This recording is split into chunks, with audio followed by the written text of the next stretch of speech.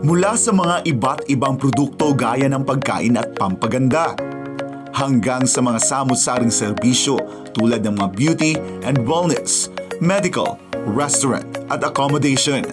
Mahigit 1 taon na ngang nagbibigay boses sa mga negosyanteng Pinoy ang programang Patok na napapanood sa DZAR 1026 Sunshine Radio. Naging daan ang Patok para makilala sa buong Pilipinas at buong mundo ang iba't ibang negosyo at serbisyo na proudly Pinoy.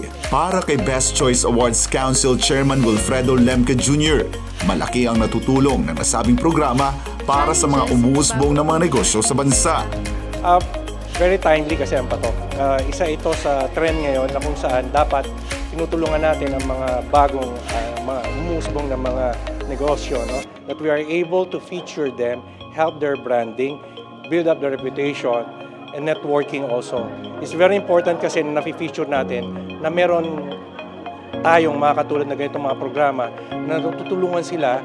Nagsisilbi rin aniyang inspirasyon ang Patok para sa mga individual na nais pumasok sa larangan ng pagnenegosyo.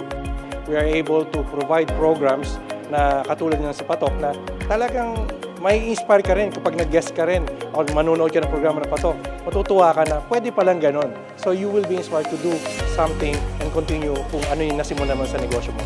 Dahil sa natatanging kontribusyon ng Patok sa mundo ng pagnenegosyo, kinilala ang programa sa taunang Best Choice Awards na ginanap sa Solano Hotel sa Lipa, Batangas nitong Sabado ng gabi. Alright, the most outstanding business program in radio, Patok! Mga nagpapagdaan sa bawat Patok! Pinarangalan ang nasabing programa bilang Outstanding Business Program in Radio. And for Patok, we are very happy that we are recognizing you tonight, and we do hope that you will continue profiling, giving best businesses their best assistance, and hopefully more power sa lahat na may involved sa Patok.